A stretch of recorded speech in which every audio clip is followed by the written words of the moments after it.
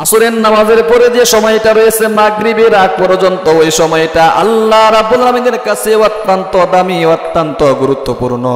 কারণ ওই সময়টার মধ্যে আল্লাহ রাব্বুল আলামিন আপনার দোয়া কিন্তু কবুল করে থাকেন। বান্দা যা চাই তাই পেয়ে যায়। আসরের পর থেকে নিয়ে মাগরিবের আগ পর্যন্ত যে সময়টার মধ্যে আমি একটি দুরূদ শরীফ আজকে আপনাদেরকে শিখিয়ে দেবো ইনশাআল্লাহ। 80 বার যদি পাঠ করতে পারেন আল্লাহ তাআলা আপনার 80 বছরের গুনাহগাতা মাফ করে দিবেন। আল্লাহ রাব্বুল আলামিন কুরআন শরীফের মধ্যে বলেছেন, হাফিজু আলাস সালাওয়াতি ওয়াস সালাতিল উসতা। আল্লাহ রাব্বুল আলামিন কুরআন শরীফের এই আয়াতের মধ্যে বলেছেন, ও আমার দুনিয়ার বান্দা বান্দিরা, তোমরা নামাজের হেফাজত করো, বিশেষ করে ওয়াস সালাতিল উসতা, মধ্যম নামাজ অর্থাৎ আসরের নামাজের ব্যাপারে এখানে বিশেষভাবে আল্লাহ রাব্বুল আলামিন কেন উল্লেখ করেছেন। সারাদিন আমরা কর্ম করার পরে আমাদের শরীরের মধ্যে অলসতা এসে যায়, যার কারণে আসরের নামাজ আমরা পড়ি না। সুতরাং আসরের নামাজের ব্যাপারে আল্লাহ রাব্বুল আলামিন আলাদাভাবে আয়াত নাজিল করে আমাদেরকে জানিয়ে দিয়েছেন, হাফিজু আলাস সালাওয়াতি ওয়াস সালাতিল উসতা, তোমরা নামাজের হেফাজত করো। কোন নামাজ? আসরের নামাজ। আসরের নামাজের পরে মাগরিবের আগ পর্যন্ত যদি ইবাদত বন্দেগী করতে পারেন, দোয়া দরুদ জিকির আজকার করতে পারেন, আল্লাহ রাব্বুল আলামিন আপনার জীবনের সমস্ত গুনাহগাতা মাফ করে দিবেন, গায়বী রিজিকের ব্যবস্থা করে দিবেন। অভাব অনটন দুঃখ কষ্টর মধ্যে যদি আপনি থেকে থাকেন, অবশ্যই আল্লাহ রাব্বুল আলামিন আপনার দুঃখ কষ্ট পেরেশানি দূর করে আপনাকে শান্তির ব্যবস্থা করে দিবেন। আসরের নামাজের এত গুরুত্ব, হযরত আলী রাদিয়াল্লাহু তাআলা আনহু একদিন আসরের নামাজ পড়তে পারলেন না। হযরত আলী রাদিয়াল্লাহু তাআলা আনহু নবী করিম সাল্লাল্লাহু আলাইহি ওয়াসাল্লাম আলী রাদিয়াল্লাহু তাআলা আনহুর কোলে ঘুমিয়ে গিয়েছিলেন। তখন তো আসরের নামাজের সময় চলে যাচ্ছে।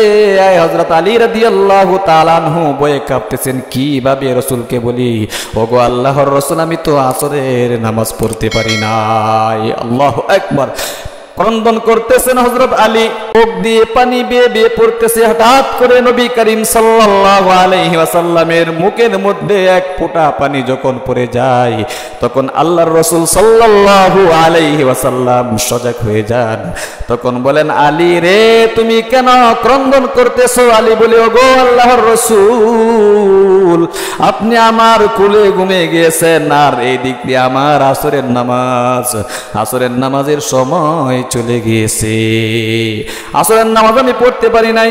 আল্লাহর রাসূল সাল্লাল্লাহু আলাইহি ওয়াসাল্লাম হাত তুলে আল্লাহ তাআলার কাছে বলেন, ওগো আল্লাহ, তোমার আলী, আমার আলী এখনো নামাজ পড়তে পারে না, আসরের নামাজের সময় চলে গিয়েছে। এই কথা যখন রাসূল করিম সাল্লাল্লাহু আলাইহি ওয়াসাল্লাম বললেন, আল্লাহ রাব্বুল আলামিন সাথে সাথে সূর্যকে বললেন, হে সূর্য, তুই ডুবিস না, তুই কি কর, আরো কিছুক্ষণ পরে ডুব। আল্লাহ রাব্বুল আলামিন যখন সূর্যকে বলে দিয়েছে, তখন সূর্য ডুবে নাই, অর্থাৎ আসরের নামাজের সময় কি এখনো পর্যন্ত বাকি রয়ে গিয়েছিল। যখন আলী রাদিয়াল্লাহু তাআলা নামাজটা শেষ করলেন, তখন কি সূর্য ডুবে যায়। আল্লাহু আকবার। এই জন্য প্রিয় দিনী ভাই এবং বোনেরা, আসরের নামাজের গুরুত্ব নিয়ে কুরআন শরীফের মধ্যে আল্লাহ রাব্বুল আলামিন পৃথকভাবে এই আয়াতটা নাযিল করেছেন। বিশেষ করে 5 ওয়াক্ত নামাজ কিন্তু কুরআন শরীফের দ্বারাই সাব্যস্ত হয়েছে। সূরা রুমের 21 নম্বর পারা 5 নম্বর পৃষ্ঠার কয়েকটা আয়াতের দ্বারা কিন্তু আল্লাহ রাব্বুল আলামিন এখানে 4 ওয়াক্ত নামাজ সাবিত করেছে। আল্লাহু আকবার। তাহলে প্রিয় দিনী ভাই এবং বোনেরা, আসরের নামাজের কিন্তু অত্যন্ত গুরুত্ব। যেহেতু আল্লাহ রাব্বুল আলামিন পৃথকভাবে আসরের নামাজকে এই আয়াতের মধ্যে উল্লেখ করেছেন, আসরের নামাজকে আমাদেরকে পড়তে হবে। আসরের নামাজটা পড়ে আপনি নিজ জায়গায় বসে যদি একটি দুরূদ পাঠ করতে পারেন 80 বার, আল্লাহ রাব্বুল আলামিন আপনার 80 বছরের গুনাহগাতা মাফ করে আপনাকে নিষ্পাপ করে দিবে। শুধু তাই নয়, যদি আপনি দোয়া করতে পারেন আসরের নামাজের পরে মাগরিবের আগ পর্যন্ত, দোয়া কবুলের সময়, বিশেষ করে শুক্রবার দিনটা কিন্তু অত্যন্ত গুরুত্বপূর্ণ, মর্যাদাপূর্ণ। আপনি প্রতিদিনই আমলটা করতে পারেন, কোনো সমস্যা নেই। 80 বার আপনি দুরূদ শরীফটা পড়বেন, আমি দুরূদ শরীফটা আপনাদেরকে বলে দিব, দোয়া দুরূদ করবেন। যার রিজিকের অভাব অনটনের মধ্যে যারা পড়ে আছেন, দুঃখ কষ্ট পেরেশানির মধ্যে যারা পড়ে আছেন, আপনি যদি আসরের নামাজের পরে আল্লাহ রাব্বুল আলামিনের কাছে দোয়ার মাধ্যমে বলতে পারেন, আল্লাহ রাব্বুল আলামিন আপনার দোয়াটা সাথে সাথে কবুল করে আপনি যা চাইবেন তাই পেয়ে যাবেন। আল্লাহু আকবার, আল্লাহু আকবার। তাহলে দুরূদ শরীফটা কি? আমার সাথে সাথে সহি শুদ্ধভাবে দুরূদ শরীফটা পাঠ করুন কয়েকবার। আজকের থেকেই যদি আমলটা শুরু করে দেন, আল্লাহ রাব্বুল আলামিন আপনার সব সমস্যার সমাধান করে দিবে। আল্লাহু আকবার, আল্লাহু আকবার।